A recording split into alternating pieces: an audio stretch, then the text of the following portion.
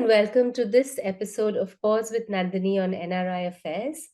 I haven't had a journalist before on my show, so today's a first, and it's absolutely wonderful to have Chinki Sinha, the editor of the iconic Outlook magazine, with me today. And Outlook is an Indian weekly general interest magazine published in English and Hindi. Chinki graduated from Syracuse University's SI Newhouse of Public Communication in 2006. She lived in a refugee town called Utica in upstate New York, where she wrote about refugees and their lives in exile. She moved to India in 2008, worked for a newspaper, wrote about culture and society, and then went on for a fellowship at the University of Pennsylvania to research the state of primary education in India, continue to explore lives of others, write about the mundane, because she says, I was taught that everybody has a story to tell. If only you would listen to them and write honestly and with conviction and without judgments.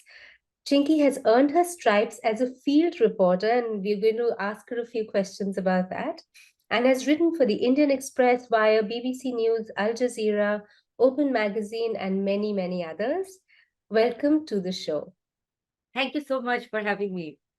Absolutely. Chinki, it's been worth the chase to get you on, because I know you're super busy and you're always running off to do some incredible things with the magazine. So I'm truly so glad that I could actually make this happen. I'm so happy that a poet is now interviewing me. We're going to get you to read some of your work as well. But before that, I wanted to, when I was looking at some of your past work and interviews, I came across this TED talk that you did where you were narrating a story where an editor actually told you that, Chinki, I want you to write happy stories. And so you decided to write about fashion. But then once you started writing, for some reason, you started exploring darker, deeper issues like abandonment and, designers writing about androgyny. You have written about sex workers in Kamathipura. You've written about the practice of adoption by eunuchs. You've written about the silence of normalcy in Kashmir. Vikram Seth writing, his book about the Hanuman Chalisa. You've written about bad neighborhoods, so-called bad neighborhoods in America and the amazing friends that you've made there. You've written about the gigolos in Delhi, BDSM practitioners in Kolkata, and Radhe Ma in Bombay. Now, I want to know, what is it about centering things that are out of the ordinary or deliberately marginalized that interests you? That is your natural moth to a flame situation. So basically, that was the time when I wrote this story about the eunuch adoption. And that was one of my first stories for Open. And I had heard this thing, and I went to Bombay, and I went to meet somebody. They told me this, and then you know how it is, like you go to Kamathipura, and I had never been in a brothel before, right? So I wrote that story, and then there were a series of stories that we did, and there was one called Men According to Prostitutes, which kind of became very viral. We never thought it would, but it was a very strange story, because people keep having judgments about what we think about the prostitutes, and we all kind of and I'm using the word prostitute in a very dignified way, because I don't think we need to like quote it with like sex worker and this and that. It's what it is. And people so we were always asking these big people, about what prostitution is, and well, nobody was asking these prostitutes. So I told Manu that I just wanted to, I just went and I was looking at this love, the concept of love in the brothels, and it was very different. So we wrote a story called The Whores and Their Lovers. And then after that, I wrote this Men According to Prostitutes.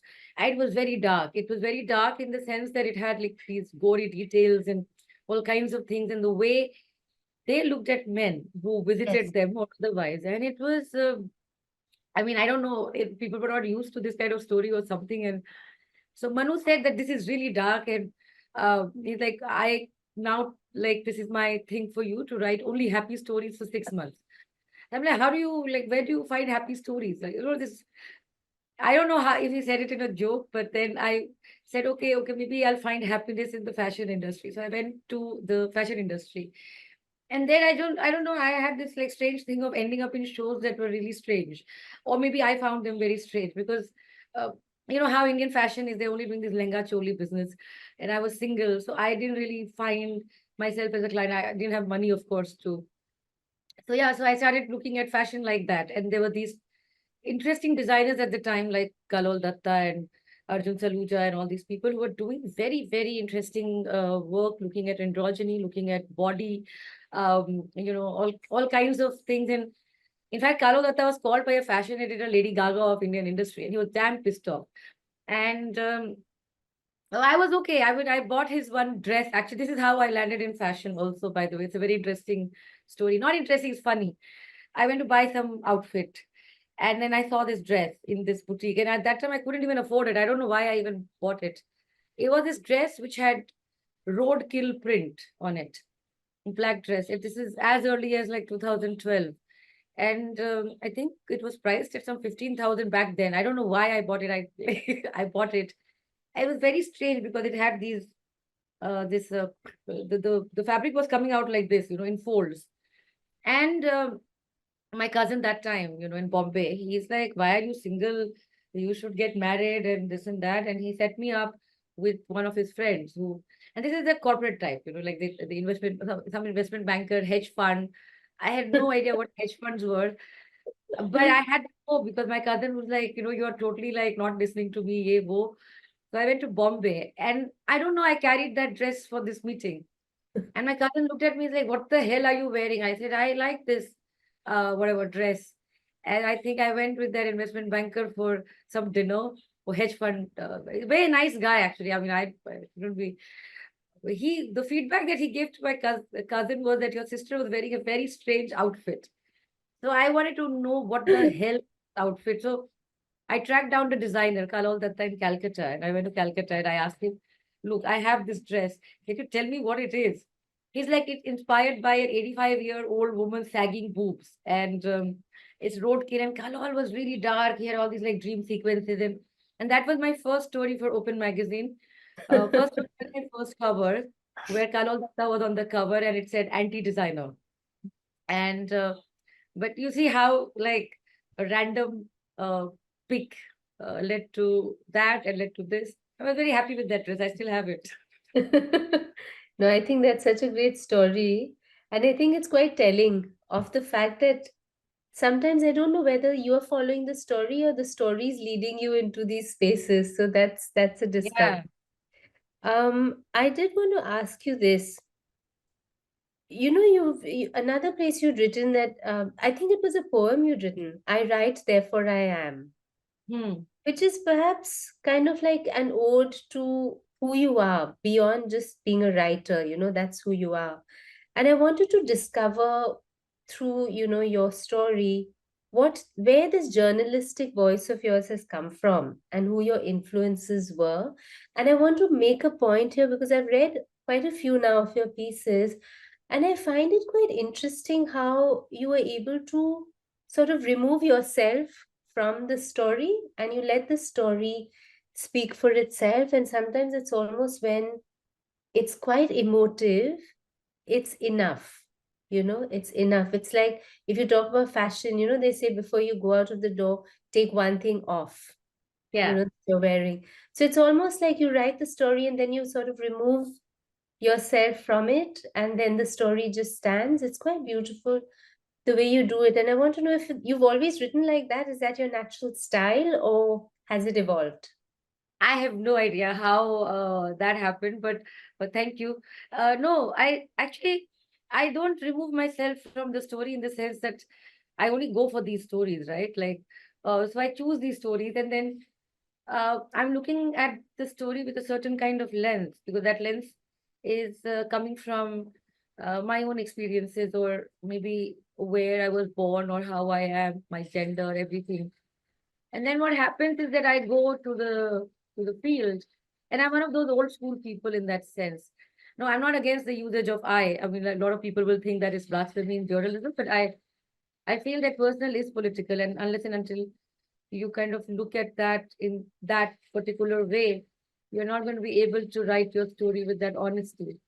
So that Mm. I is very important. So sometimes I also use the I, but I don't use it unnecessarily. Even if the reporter is there to do the story, right? There's a particular Yeah. kind of a person who's going and doing the story. So that's there, and I'm generally very curious. How do I say? Like, so I'm like most of the time I'm just trying to find answers, Yeah. and in that process, people narrate things, and I've been very lucky because people have spoken to me about their most I mean, I don't, most secrets, kind of, but I do invest the time. Like I go and hang out. I mean, it's called like art of hanging out, which I, I used to, I mean, you asked about the early influences. My first influence, I think, was my Nana, my paternal grandfather, and he was a gold medalist in literature.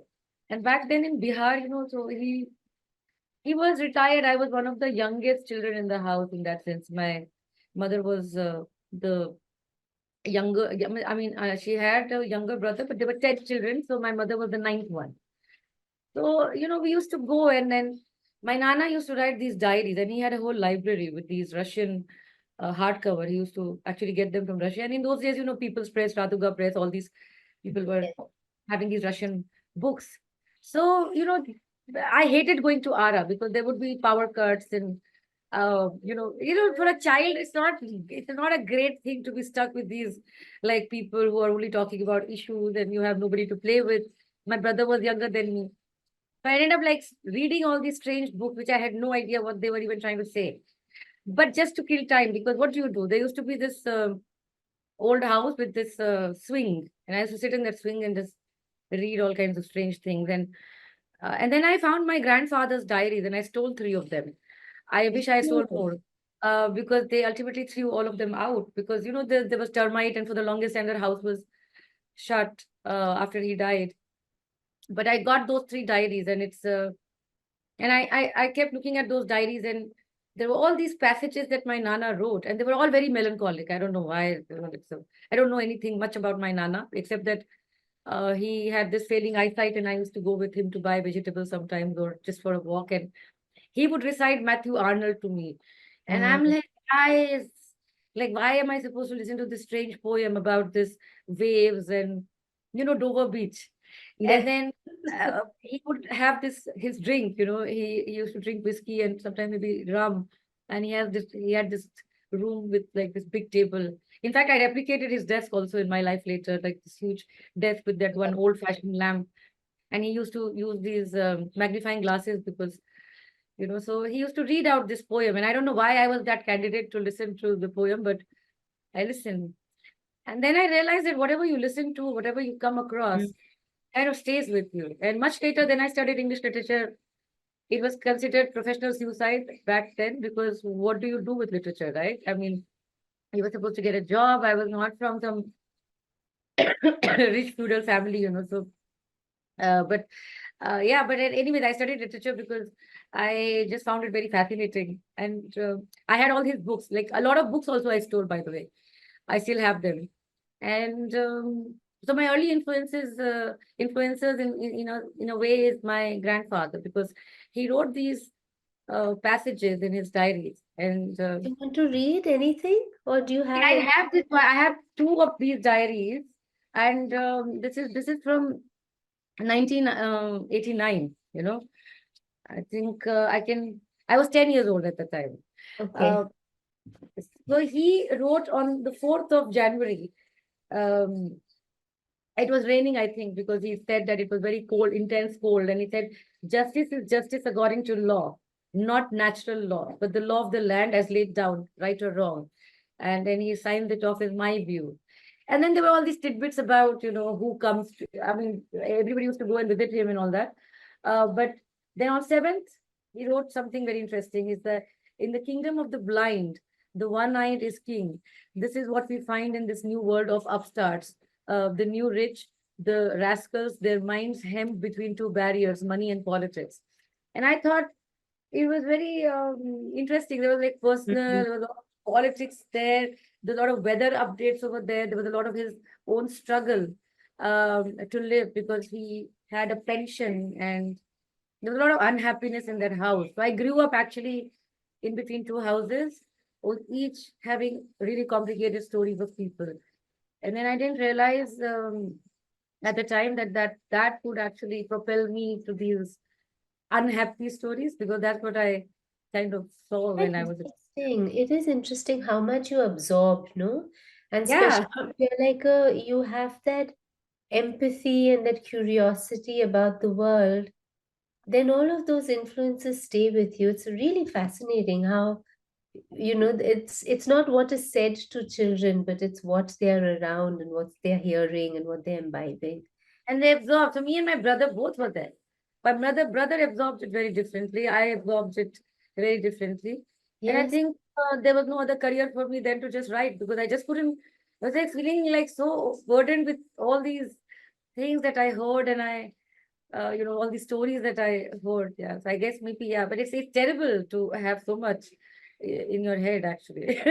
But the world is better for it because it adds to whatever it is that makes up the human experience. And people who can articulate it as beautifully as you can should continue. But I know you said that it's not easy doing what you do, and it's not easy for writers to be able to process all of that and bring all of that out. I did want to talk about one other thing. In one of your pieces, you had said journalism is about entering many worlds. And then you'd gone on to quote Gabriel Garcia Marquez, who said that morality too is a question of time. My father says morality is the lack of opportunity. So That's so you cover a lot of what people might consider morally ambiguous, or or on the borderline, on the fringe. I want to ask you, how much of the personal is political in what you choose to cover? I think everything is political. In I don't have a method of choosing. It's just that I'm very attracted to these kinds of stories. So, um, I, I, so yeah, so I don't know. I mean, I just the stories just come, and then I'm like, okay, this is the story I'm supposed to be doing, and this is how I'm going to do it. Morality too is a question of time. Was first time I read it in my grandfather's this thing, and I was, because he wrote some stuff about this morality situation, and I've used it very often actually. And morality actually, so when I was going to do these amoral stories, I put it to test. I'm like, why? I don't know. Like, I always thought that why are people even looking with contempt at all these women, or let's say the lower caste, or whatever. I mean, I didn't never found, like, I had that question, and in fact, that is the question that I wrote for my statement of purpose, which I sent to Syracuse. That I just wanted to find these answers, and the answers that were given to me were not sufficient. Like, they were not really. So I used to ask my grandmother that, the woman who's coming to clean the toilets, she's announcing herself from downstairs only, and then people are removing all the things on the way. And I'm like, "वो क्यों karte hai? Why are you giving her chai and like pushing the chai with a stick, like that?" Because I used to really like that woman. I mean, she used to wear this big bindi. Her name was Munia, and she used to hitch up her sari, and quite fun. And she used to stay, right? Like, she used to stay and like talk a lot about the neighborhood and all that. But I had this thing that why is she being, Treated like like, this. yeah, yeah, yeah. And it's not like they treated her badly. It was, I mean, that also is this, it was just a traditional thing, like how you would, it was ingrained. So I asked them, and then said, yeah, ऐसे ही है. ऐसे ही है was not a good answer for me. And then they would say, to you ask too many questions. And so I didn't know where to go for all these. Yeah. Uh, so I went my own way. So it was not like I was trying to save the world or anything with journal. I never had those high claims. I was just trying to save myself, because I have an overthinking problem. So I'm like, okay, why is this like this? All kinds of stupid questions. So yeah. No, and what we spoke about before as well is that this whole journey is a process of learning and so much unlearning. Because if you ask the questions, then you're open to unlearning. If you don't ask the questions, then it's just as it is, like it's status quo, and it continues and it perpetuates, especially in situations of where we talking about caste and caste Yeah. question and all of that. One of the main things is to be able to question and see it. So yes, I think you've got a good grounding in that sort of thinking. um I had spoken, so this is, you're in India, you're functioning in India, right? And of course, the media landscape has changed so dramatically over the last few decades. I mean, when we were younger, it was very different. The newspaper and what was it, Illustrated Weekly, and and now it's very different. And of course, there are all sorts of pressures as well on media that perhaps weren't there to that extent at various chunks of time. There is also social media, there's also influencers, there's all sorts of things. But for sure, the media landscape is under pressure, and it's changed. So I was speaking to a senior journalist last year, and I wanted to ask him about the state of independent media. And for some reason, I think, not for some reason, for very obvious reasons, I think it triggered him quite a bit. And he said, "What independence and what media are you Yeah. talking about?"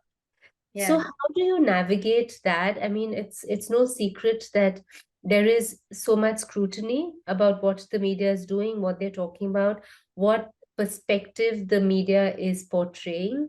How do you navigate all of that and balance that against all of these crazy passions and all the good trouble that you like to make?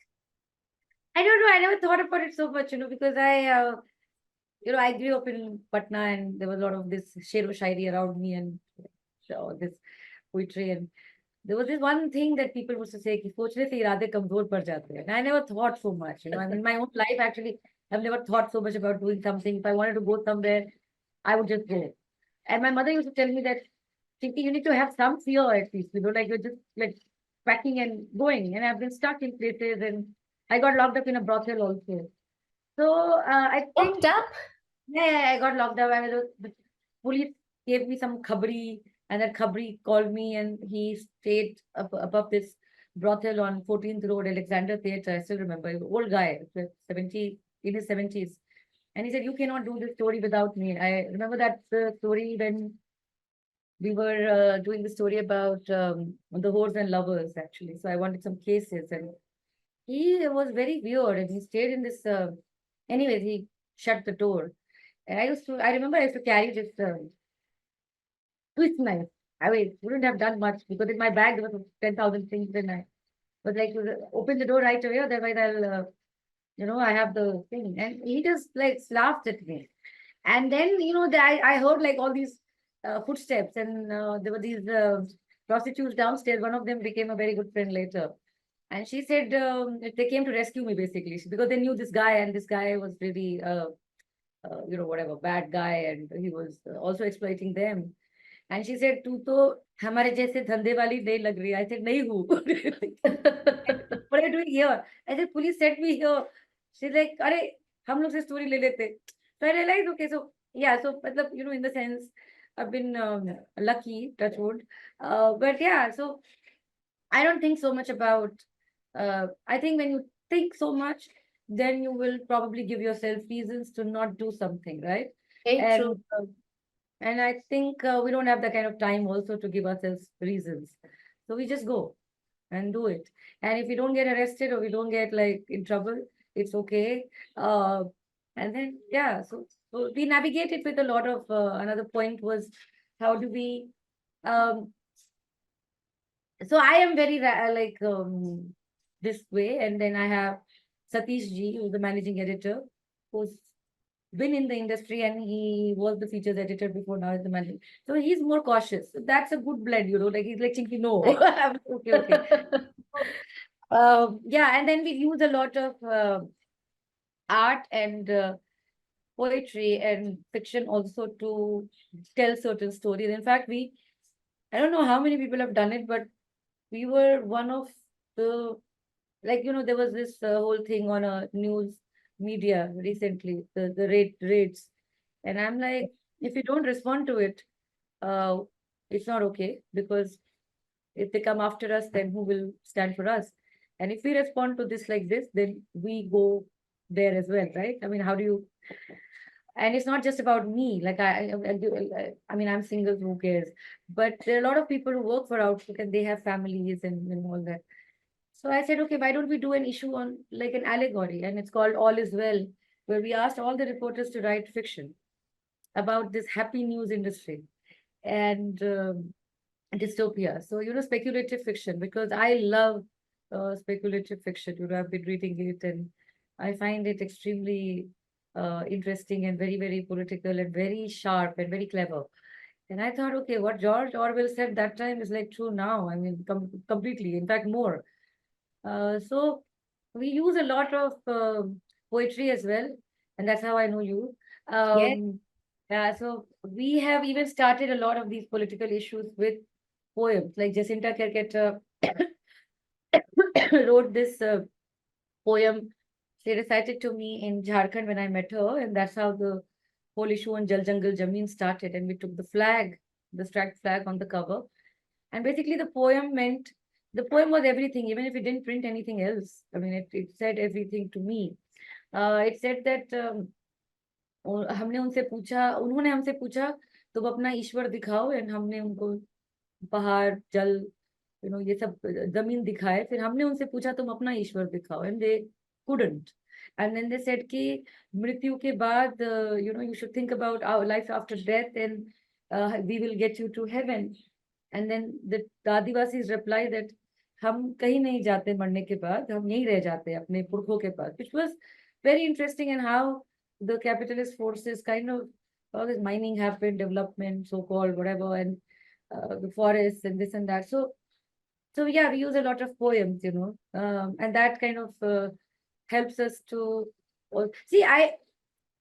Journalism, for instance, traditional media always had this exclusionary approach, right? So they would not take these. And I thought that we don't want to take any political leaders on the cover. We have a lot of artists that we work with, and sometimes, and they've been very supportive. In fact, I landed in the art world for some strange reason, because my house got robbed and I was looking for a break. And this other reporter didn't want to go to Kochi that year. It was 2016, because she was not getting a business class ticket. And I'm like, I'll go anywhere. I'll stay here. Who cares? I need a break. And I ended up in Kochi, and I was looking at all this art, and I'm like, what is this? Because there's all this installation art. And yes, one of them, actually, the whole thing started with a poet, Rao Zurita. And he wrote an ode to Galip Kurdi, who was that Syrian boy who drowned at the Greek shore. yes, And you have to wade through the sea water in a warehouse to get to the poem. And the poem is a small poem. And alongside the walls had "Don't you hear me? Don't you listen?" And I met Raul Zurita, and he has Parkinson's, and I met him thereafter as well. And I was I mean, I had read some of his poems. I mean, Chilean poet, and I was just like, oh my God, this is so art opened a lot of frontiers for us as well. And we made a lot of friends with artists. But I always felt that art and all should not be just like gallery review or whatever review. I mean, in mainstream media, I'm talking about a political yes. news magazine. And why can't it be used on the cover? And so we started using it on the cover. The first cover I did was this Broken Foot by Prabhakar Kamble, Cracked. And it was very disturbing. A lot of people keep saying, why do you have like these disturbing images? I don't know. I said the cover should speak for itself. Yes. And so fiction, poetry, both we take, and that's how we navigate this strange space with Yes. with a collaborative approach. Because I don't know how can you be in your isolation in that sense. You can't afford to. And yeah, so a lot of my friends came from very different backgrounds, and lawyers and this and that, homemakers. They've all written, So I think that's what has helped us in figuring out a way to to navigate stuff. No, I Yeah. think absolutely it's so clever as well, because that is the purpose I find. Like a lot of people tell me that sometimes I write quite political poems, and people say, like you should be careful and all. So one, I tell them that the people who, they're not reading my poems. And the second thing is that you can get away with making a lot of political statements somewhat, or at least presenting a certain narrative through art. and through poetry. And that's That's what, why poets are attacked, yeah. Like people do read. Like what is hip hop? It's huh? poetry. I mean, Yeah, yeah, there's yeah. a lot of poetry around us. I mean, we in fact did one issue this year in the beginning called Poetry is Evidence because, Amar Kanwar Yes. is a old friend of mine and I've learned so much from him. In fact, I met him in Kochi and his work is phenomenal and he has this amazing ability to listen, and to find Mm. stories. And in fact, we've had these long conversations about how he found these poets and uh, I thought I'm also very lucky to have met these kinds of amazing people in my life, actually, who have opened so many doors, in the sense of who was I, like, if not for these people. And Amar Kanwar was the guest editor for that issue, and that issue only featured revolutionary poetry, poetry about really sad stuff, identity, hunger, migration, all kinds of things. And it was a 100-page resistance only poem. Nobody had done it. People were like, Chinki Sinha is crazy to bring out, I was at this Bombay party and then somebody said that you are too pampered, your CEO doesn't say anything. I say, why should my CEO say anything? Like, he's not editorial. And he's like, why would you, are you crazy to bring out a poetry issue? Nobody's going to read it. I said, I don't care. I Yeah. feel that I need to do this and I must do this because this poetry has helped me and I'm going to do this. Whether anybody reads or no, they don't read. I mean, your audience cannot be your, otherwise, to ho gaya abhi, kaise hoga? No, no, I Like, agree a with lot of you. people made so much fun of me, like at that time. Who brings But out? we feel, we, at least in the poetry circles, it's so refreshing to be able to actually find a home for our poetry. Like when I was writing those poems on Gaza, I was just writing, Yeah, I was just posting. And then you put out that call and I sent those in, and it felt like you can be part of something, you know? You yeah. can be part of something, you can be part of the discourse, which is not only for academics, it's not only for journalists, and it's not only for facts. There's also place for poetry, and there's also place for that sort of No, different but isn't it perspectives. nice to be a part of something rather than to just, and I feel that, I mean, why, if somebody wants to be a part of it, I mean, you should welcome them. I think you should not Yes, like, oh, don't come, because I'm not yes. going to carry that. And this exclusionary thing that you'd said before, right? That was very much a part of the ethos. So I think you've fundamentally changed that in some ways. And what is remarkable is that you've done it very quickly. You know, it's all Because happened I was quickly. excluded. So I had that.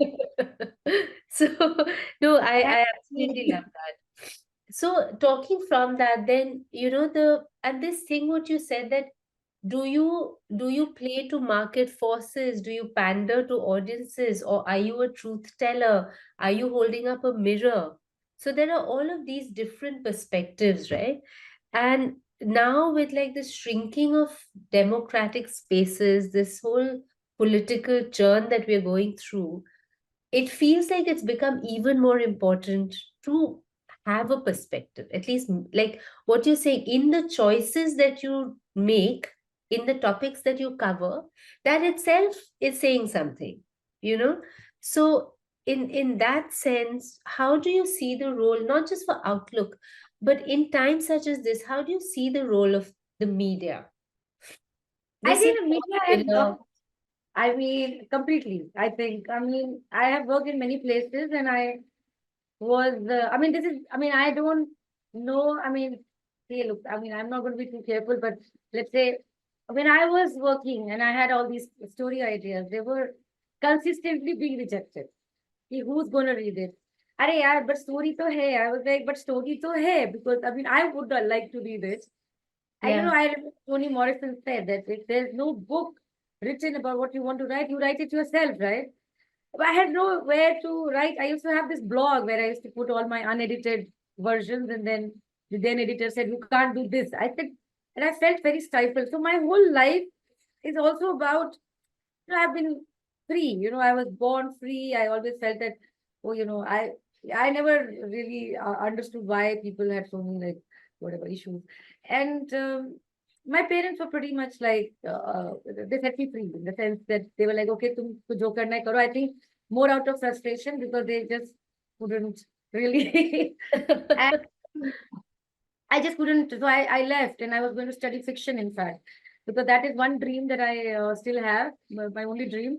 Um, and then Outlook came along, and I don't know why they would call me, because I was not even getting a reporter's job, by the way, back then. And I'm like, this is somebody playing a prank. I mean, there's no way they're going to make me the editor, because no woman ever has been an editor of a national news magazine in India in that sense, right? They were interim editors, or it's a Yes, male word. And I'm like, and I have not won any awards, or I've not been the so-called political reporter, or the whatever. I never covered any political part. All I, at some at some place where I worked before, I think somebody went and complained to HR कि चिंकी जी करती क्या है, दिन भर तो brothel में बैठी रहती है.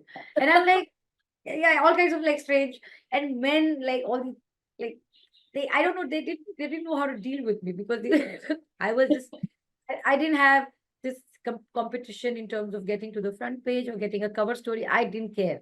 I just wanted like my story. And so anyways, all of those were being rejected, all these human interest stories that I had. And then when I got Outlook, and I'm like, the first thing that I saw was this one section in the magazine called Glitterati, or something like that. Yeah, first day. And it had all these like strange, the Bollywood gossip type pages, and it uh, had age 4 type mommy thing. with her perfect figure. And there was one section on Drew Barrymore, and it said 46, comma, still lovely. And I'm like, firstly, this is ageism, that is body shaming. And then somebody came in the office and like, haha, but this is so light-hearted. I said, maybe for you, not for me, Not because for me. honestly, I'm aghast at this kind of nonsense that you, in the name of light reading, you are basically propagating and perpetuating this culture of looking in a particular way. And I'm oppressed with that, this whole beauty regime that people have, and how much money I've spent on different kinds of creams. I mean, so I'm like, no, this is not okay. So I said, I called my CEO and I was like, hi, can I remove this? And this has been there in Outlook forever. He's like, आप Outlook उल्टा भी लिख दोगे, so it's your call. You are the editor. And I'm like, oh my God, I have this power. I'm going to do whatever the hell I want to do. So I removed that literati section. And then I said, okay, this is how I'm going to do it. And I think the I love first it. issue, it had this broken foot on caste, basically. The first issue was only caste. And somebody in the office went and threw this magazine at CEO's table. And she was like, look at what she's doing. And he's like, she's just come, let her be. So they tagged me as leftist, and I don't even know what all these things mean any which ways, because we don't Yeah, have, I don't believe in these watertight definitions of things where you're like, if you're a leftist, you're supposed to believe this. I just believe in the story, this. And I tell the reporters also now that this is how I went to do a story, and I didn't have, a lot of my notions were broken. I had this thing of, oh, this is great, I'm going to believe in this, but it doesn't really work like that. The ground changes everything. And so, yeah, so that's how it started. I mean, it became, you spoke a uh, little bit about I mean, I don't generally like to talk to leaders as, oh, as a woman leader, or, bring that in. But in style, you think you bring something else, something different, because you said it's quite a male-dominated industry, right? Where the top guns are all men. Do you bring a different perspective, you think, as compared to them because of being a yeah, woman? it is. I'm not, I do think so, because I think as a woman, your way of looking at things is really different, in the sense that, uh, why are women so much in lifestyle and health and education beats, right? And those beats are not sexy beats, because defense and politics can become. But for the men, because they operate with entitlement and they have inherited this huge entitlement situation, they will not understand what disenfranchisement means, or what abandonment means, for instance, right? And whether it's personal or political, is there. And I think as a woman who came from nowhere in that sense, right? Like, I mean, I didn't have famous parents, or parents who kind of really were rich or anything. I mean, I came from a very middle class background, and came from Patna, which not like Mumbai or Delhi or anything like that. And I came here, and I didn't have that pedigree, so as to speak.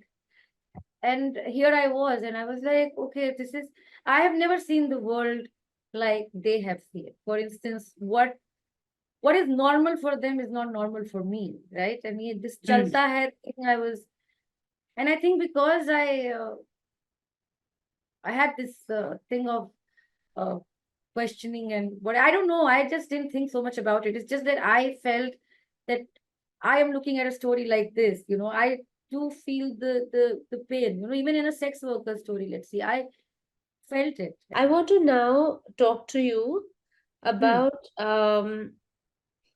specifically, like, when you came on, your first issue as editor during an election cycle was on altered federalism. Then you did an Hmm. anniversary story on the farmers' protest, a Yeah. very hot topic.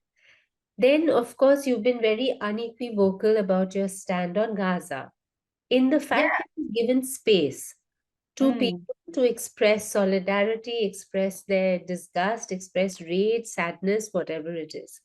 Hmm.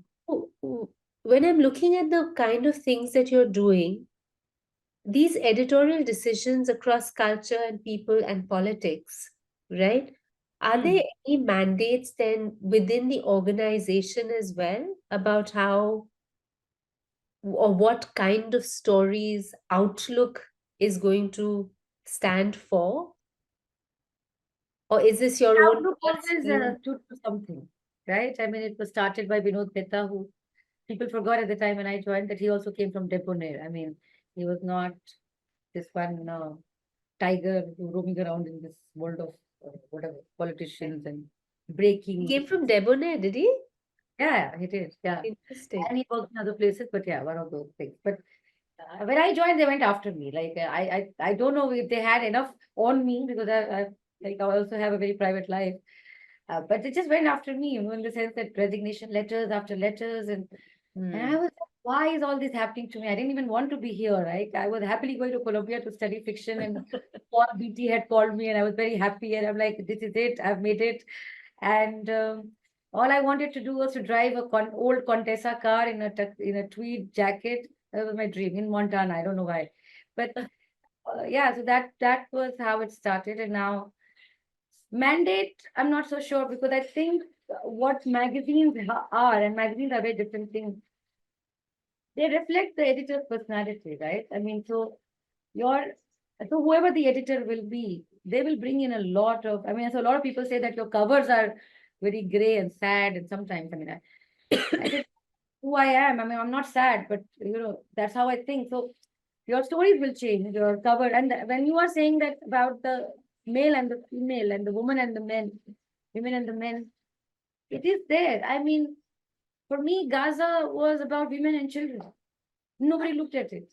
I mean, we had a really tough time collating that issue because we are not one of those media houses that will be called by the government to kind of go to the ground. And anyway, they wouldn't have gone to the ground like that. But we chase people on Instagram. I mean, for me, I saw all these visuals and I saw all these artists painting. I mean, it's painful. And I have been to Israel and I have been there and I just felt there's somebody, it doesn't matter. See, we are in India, who cares, right? What we write. But for me, it was important to go to bed with a clear conscience that at least I've done my bit. Whether it makes any difference, I'm not so sure. But at Yes. least there is an issue and it talks about something and that's and I said war is never elsewhere because those wars are not elsewhere. It's about the human life and about empathy and this whole demon of othering that has crept in between and all kinds of things. So I still believe in James Baldwin's politics of love. And I know that love has been kind of corrupted with a lot of, but I feel that it took me a long time to love things. I mean, it doesn't come easy. It's not about owning anything or anyone or any place or anything for that matter. I think it's simply about having that responsibility and having that thing to notice and to acknowledge. And if you have the resources to write, so I think Palestine was one of those issues. Even farmers' protest, we have taken a stand few times, and for farmers' protest, I think because I covered it in my previous stint and I was there all the time, and I love going to protests and all because I think it gives me that hope. Um, we said that protest is hope. And that's a big line for me, because how do you have hope in such strange times? When you see farmers protesting, I can't do it, because they were there day in and day out. I mean, it was cold, it was bad, it was terrible. I got stuck in this tear gas situation. They had dug these trenches. How do you treat people like this? To be away from home on the streets where you don't have toilets, and I mean, it was this. See, I couldn't do it, and I have immense respect for that. And I think my job as a journalist, and if I can do it, and if I have that power or whatever freedom, is to acknowledge at least that Yes. much. This whole thing of caring about things outside our own little space, actually it comes from love, right? Even though sometimes it can be misinterpreted and people think, oh, you're so negative and you always want to talk about bad things and difficult things and conflict. But it really comes from this feeling that there is no separation, there is no other. And I think that comes across really wonderfully in the work that you do. One of the more practical things is, and I know you've said that you've been really lucky that you have editorial freedom, but in this business of media, how can media retain its independent voice in a capitalistic system? Because end of the day, people try, and you're smiling because you're like, not my problem. It actually isn't my problem. But Yeah. yes, I'd love your thoughts on it in a generic sense because I think a lot of media people grapple with it, and I don't know what the Well, answers are. I have a simple answer to that. I told you yesterday also. See, my CEO is better equipped to answer those questions, but to his credit, he has never interfered in whatever. I mean, he has said, Chiki ji, what are you doing? Like that. And I'm like, it's okay, let us do it. And he is one of those old school people who actually, and he's wonderful. And he's never come and, in fact, Kashmir was, we went twice to Kashmir. Nobody was talking. And I'm like, I had this abstract idea with like silence. I want to cover silence. And he's like, how are you crazy? Who covers silence? How do you cover silence in a text format? Like you're a magazine. I said, I don't know. I'll go and see. And my CEO was like, Chinki ji, you will go to jail for this. I said, it's not about jail, yeah. It's a story. I mean, how? But he has been very supportive. And we have these guardian angels, who kind of, if I have a doubt, I'll call up my friend's father, or I'll call up this one, that one, to discuss if I'm going wrong, or if I'm being like too much or whatever. Yeah. And that way, yeah. The other space about the independent voice, I think my take on this is this: see, you don't. I know that there are the people who think differently, but I didn't come into journalism to make money. Of course, money is like Manto says, अगर मतलब जो लिखने वाले होते हैं, अगर कलाकार को रोटी नहीं मिलेगी तो वो क्या कुछ करे, क्या लिखेगा? तो उतना तो होगा. Like, you need to pay your bills, and you need to Basics. have Yeah. not just basic. I mean, okay, ठीक है, you have a right to a comfortable life, but you are not going to be rich. Sorry to, if you are an honest journalist. Um, a lot of people also come into journalism for this glamour and this visibility now, because you said influencer age, because we're living in the social media and all this kind of stuff. Um, Editors become CEOs. That's not done. The moment you are tied to this money situation, getting the money, it's a very complex deal, because then how do you compromise on a story? And thank God I don't have to go and do all that, because let's say if I'm asking for money from someone, we don't even do junkets, by the way. We go on You our know. own if we can afford to. Otherwise, we don't. In fact, I am of the opinion that all these things should be disallowed. You said a very interesting thing yesterday about that Stockholm syndrome. I was thinking about it later. And It's it's so true. true. It is so true because when you start covering like a political, say, a party, invariably you start making excuses for what they're doing, no? Completely. I've seen it in my friends, people who are covering the BJP, or people who are covering the police, people who are covering the Congress, people who are covering the left, or any beat you say. You They start lose. to actually speak and defend those beats. And I'm like, you're covering it, you're not. So I was never a beat journalist, and I think that gave me a lot of setback in my so-called traditional career. I just couldn't, because I found it firstly very boring to be going to the same Maybe. office.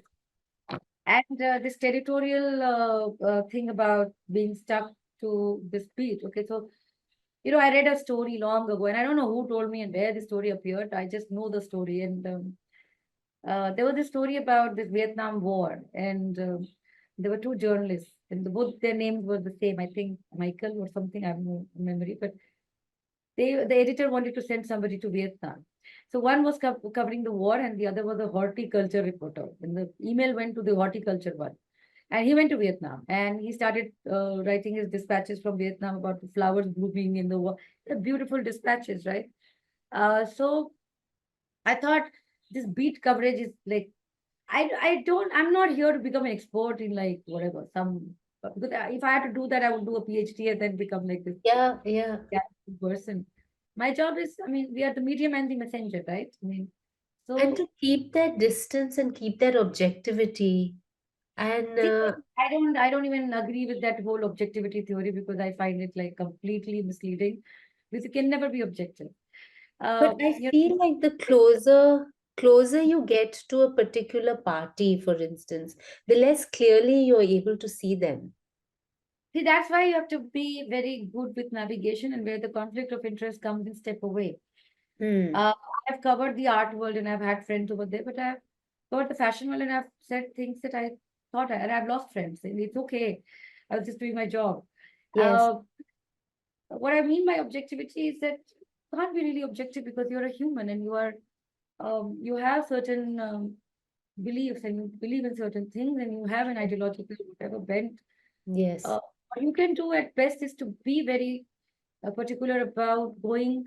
How do you do the story in terms of highlighting both the sides, not just both the sides? There are many sides to a story. The story that you will choose will always be subjective, right? I mean, why am yes, I writing stories and not happy stories? Is that and yeah, so that's why we in Outlook we don't really believe in beat reporters, and there can be a flip side to it that people will think, oh, we're not experts. Doesn't matter. There are experts who can help us. yes, yes, But we send out reporters like we have this very good reporter called Tanul, and he was a film person. In fact, he was an engineer in the US and just loved writing, so came back and he has been covering politics as well. He went to Ayodhya. He was very nervous at the time, and I said, no, you have a lens of looking at films. Why don't you look at Ayodhya as a film set? And it was a very nicely done report. So hmm. you have to push people to go and do certain things. Not like I was an expert in BDSM. I mean, I just went and did the story. I mean, so it also Yes, opens new worlds and new ways of seeing and understanding. And like, if I don't know you, how can I judge you and how can I yes, hate you, right? So, yeah, so another question that love that is at the bottom of all this. I still don't know how to love perfectly, but at least I am trying, yes. given what we have. And yeah, I love how you're making stories, but you're also making storytellers out of people. And you're journalists. storytellers. I don't normally ask this question, but I feel like asking you this. That, because I'm kind of thinking when I was like in my 20s, early 20s, it's so valuable at that age to get guidance from someone who's seen a little bit of life, raw, unfiltered life. So, if you were to give advice or something to someone starting out in this field, is there anything that you would like to share? I have two things to say. I would say that go anywhere. It's not bad. Like, I would happily go anywhere. Because when I went to the brothel, a lot of people said, how can you go? Aren't you afraid? And I was like, nothing happened. You have to have that trust in yourself, right? To talk. And see, if something has to happen, it will happen, right? But that shouldn't stop you from going anywhere. So I'm just saying that please do not be afraid of going Yeah. anywhere. And that's how you will begin to get into spaces that are not comfortable for you. And that's how you'll begin to tell a story because it's important. I think it's the most important thing. The second thing is read. People don't read. You have to read a lot. Fiction, poetry. Poetry will teach you compression. Poetry will teach you structuring. Poetry will teach you how to do sentencing. Like, I am not, I remember when I first came to Express, I joined, somebody told me in Express, as a reporter, that हमारा काम है information लाना, हमारा काम उसको वो लिखने लिखने. I didn't agree with it. I would spend like thinking, oh, lead कैसे होगा? And I think my friend Vinay Sitapati had used to make fun of me. It's like he made a T-shirt with my leads, the intro. And I feel that a story well told is a story that will stay in your mind. How many of us remember breaking news? We remember human stories, right? Yes, for Go sure. to the Pulitzer website, read the features over there, read authors. Like, for instance, who do I like Vivian Gornick, and I'm reading her, and she's amazing. And Rebecca Solnit, she's good. Uh, Dostoevsky, for instance, I've learned a lot from Dostoevsky. So anything that even Manorma Greshova, anything that you can read, actually, everything will teach you something. Yeah, So those are the only two things that I say that please read. And I find it a big problem that people today don't read. Uh, I think and people don't understand sometimes how it impacts you. I rarely have a fangirling jealous moment, but when you were sitting with Vikram Seth, I was intensely jealous because I told you I had this book, and this was oh one of yeah, the video game. the Golden Gate, one of the first books that I read like this, the whole book in poetry Yeah, yeah, just blew my mind. And it was just like the possibilities of storytelling in poetry, right? And what you're exactly. The learning. other thing, uh, if you knew Vikram Seth a little bit also, and if you went to his house, the house has no place to walk. It's only shelves of books. They're all catalogued. I Like saw, I saw cat. your cameraman was showing us a little bit Oh my of that. God, it's like cat, kitchen, love, emotion, fear, death, all kinds of things. And uh, he crawls into this bed like surrounded by bookshelves. There's only bookshelves and dead flowers. And Vikram Seth is an amazing writer, and he's a very good human being actually. And the other thing is that you have to be a good human being. I don't know what I'm not saying nice human being. There's a difference. Hmm. Good in the sense that you don't be arrogant. You're not jealous. You're not bitter.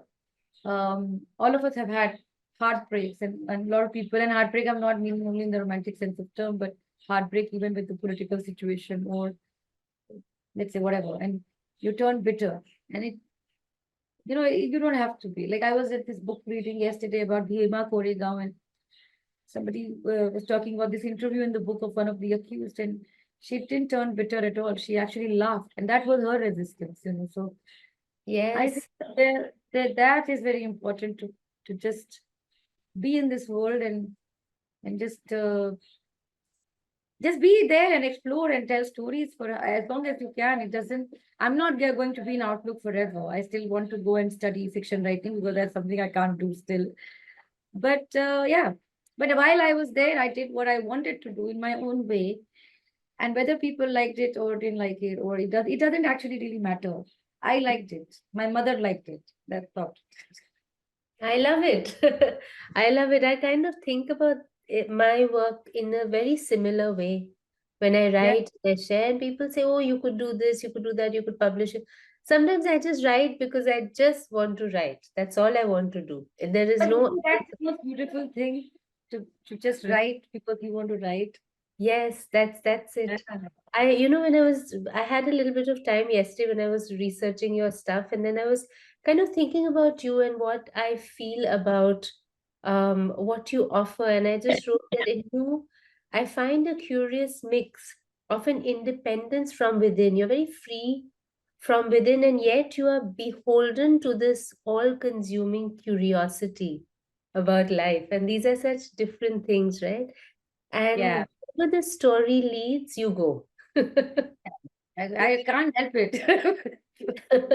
And this fearlessness that's beyond roles and titles and job, this fearlessness is like it comes from that lightness of spirit, that independence of spirit, which I so admire in people. And even though I've had to chase you down for this interview, I don't resent it at all, because it's important that people who color outside the lines, like I think you color outside the lines a little bit.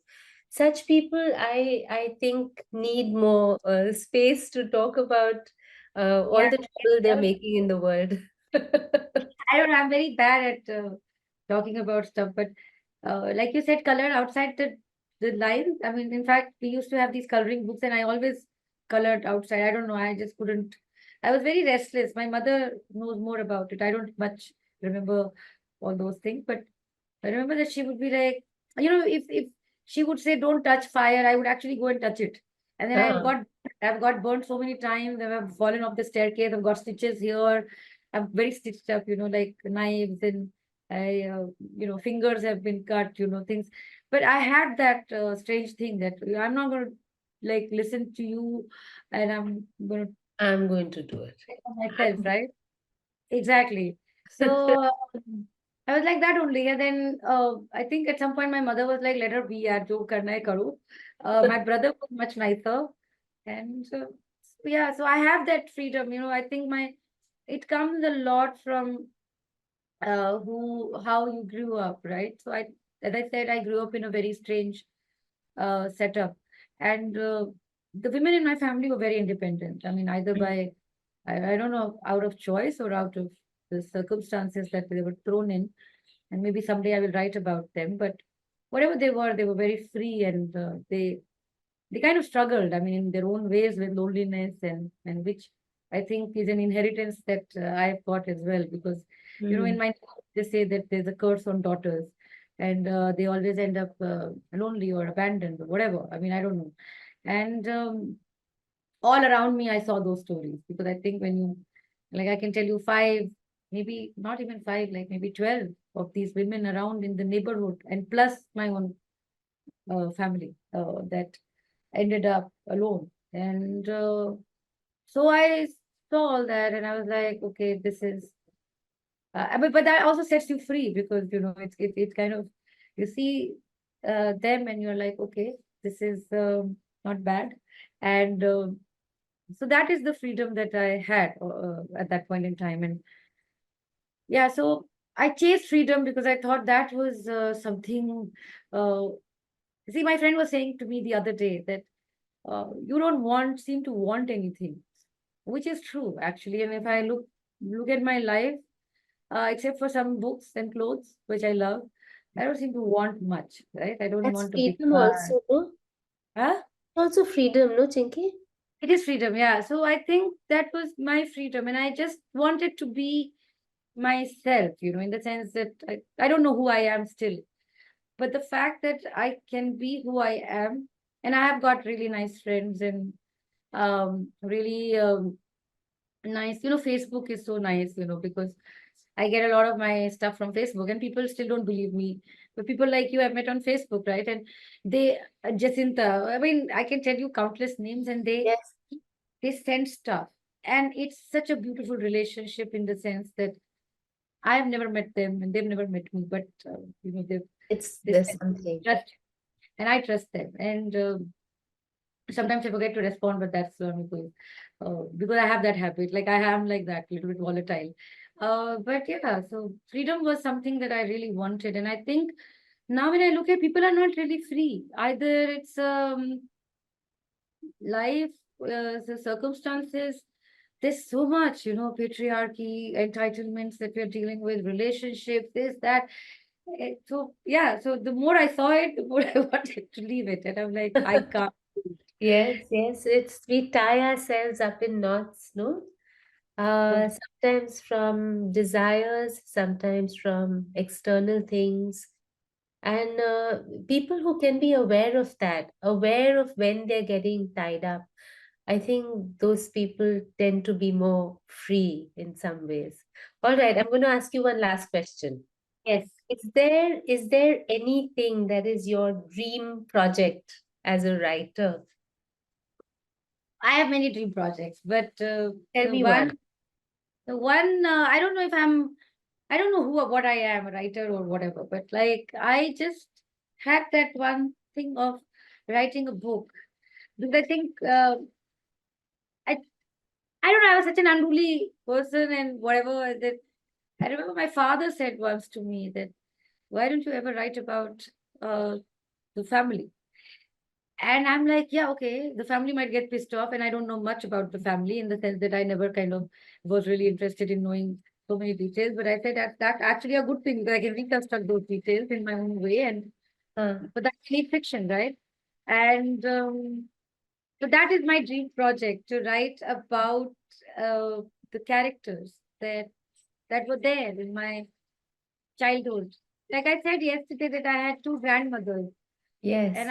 at that point in time, I was a kid, and I thought it's a better thing to have two grandmothers, because the rest of the girls only have one. I mean, so and I had no idea, and I went and told it to my mother's father, and he was like, "Really?" And she was. I remember the Christmas cakes and stuff that she would send. She was a tribal Christian from Jharkhand. And there's a story about how my grandfather met her and all of that. But the most interesting thing is that she never converted, and she was never asked to convert. And I think the children in the house in those days wanted to call her Mama, but it became Mama. So, and there were hilarious stories about their interactions, and always the sad story. And my other grandmother went and kind of welcomed her, and I thought that was such a feminist thing to do, right? Like and I think my mother told me also that she said, it's not your fault, it's the man's fault. So we always, Mm. I don't know if I will ever get to that level. But then I thought, why am I not looking inwards? And that's my dream project, to kind of create these characters and have these.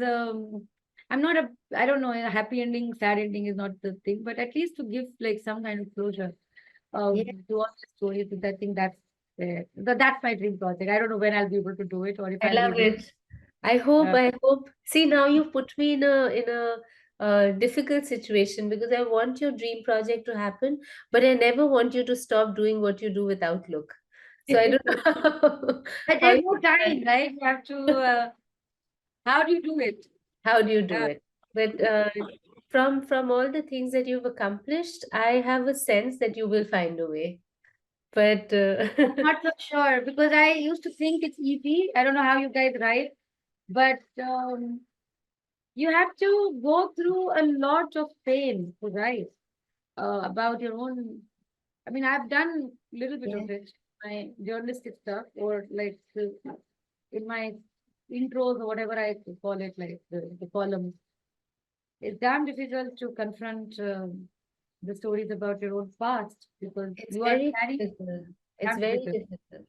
And So you I'm know, not sure I'm not there yet. I say that I write in the margins of my day because, as you know, I sometimes feel like being a householder and being a writer Yeah. antithetical to each other. It's not easy to get into No. that space to write. So I literally sometimes I really scroll through the day in wherever I find a little bit of time in whatever I'm doing.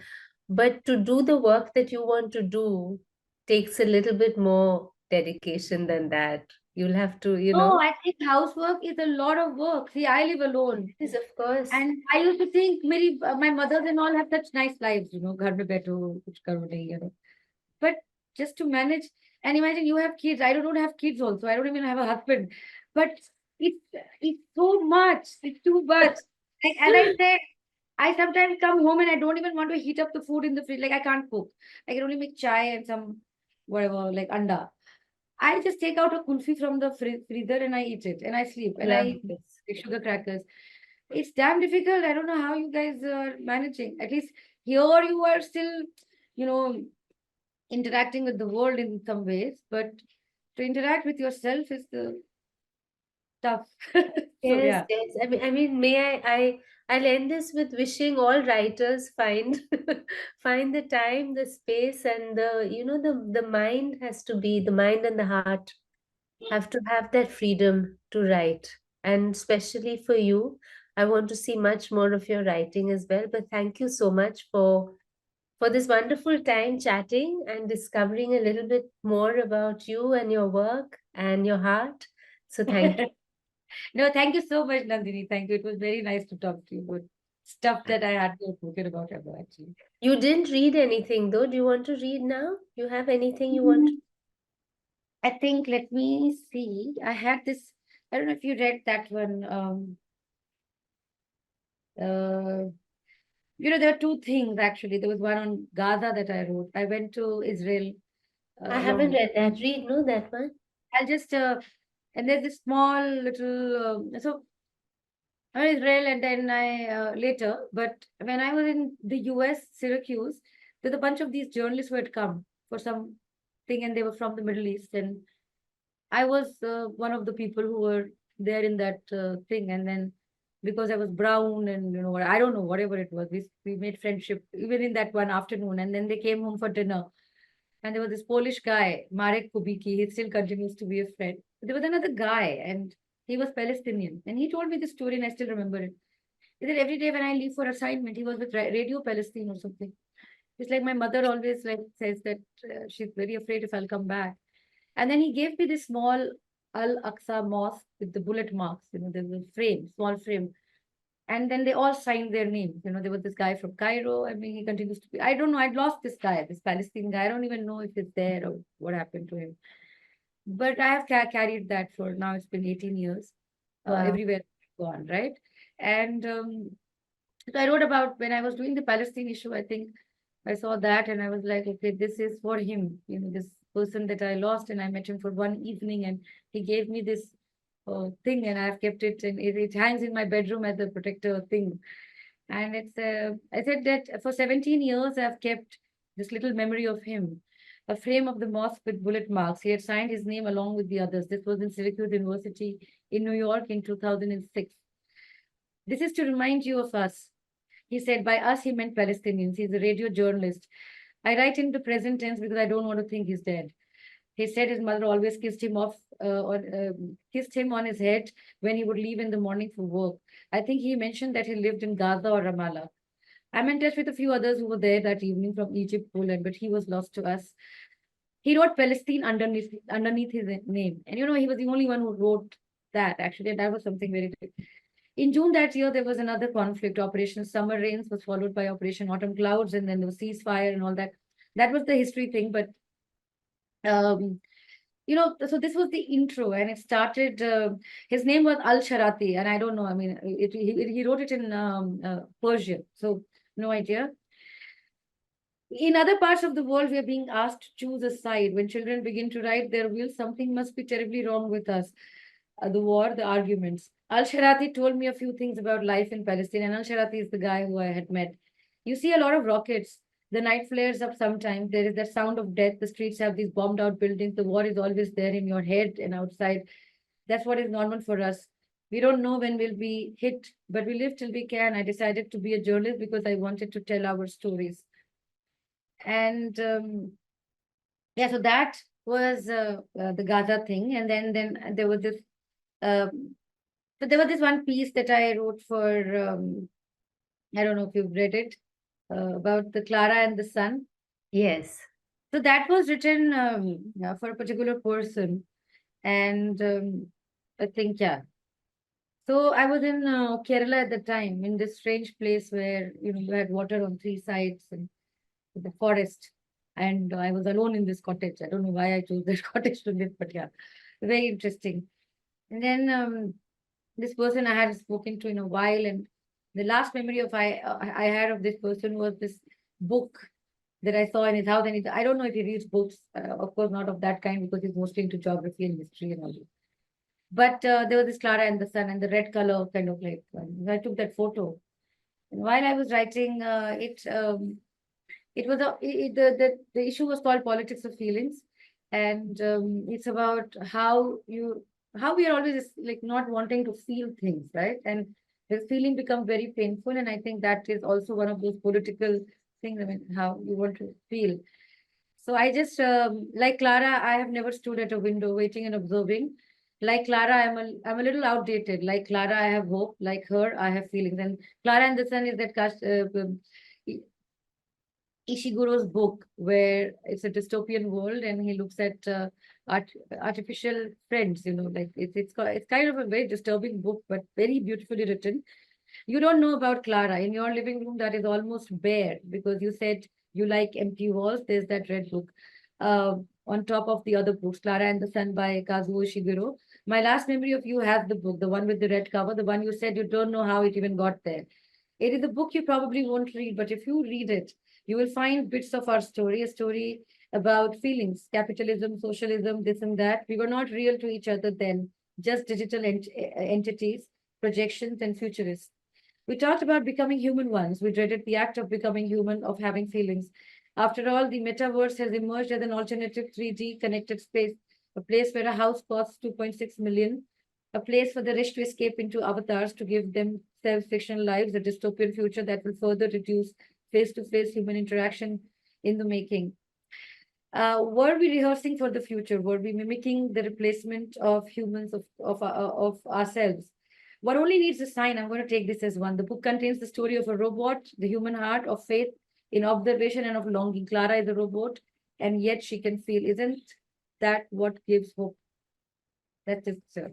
So good. Rehearsing for the future. So lovely. You're Yeah. a poetic prose writer. I don't know. Until I write my book, I don't think I have anything because that's I will read your book and I will do a review of your book. Please get to it I soon. yeah, I But hope. Yeah. But yeah, so thank you.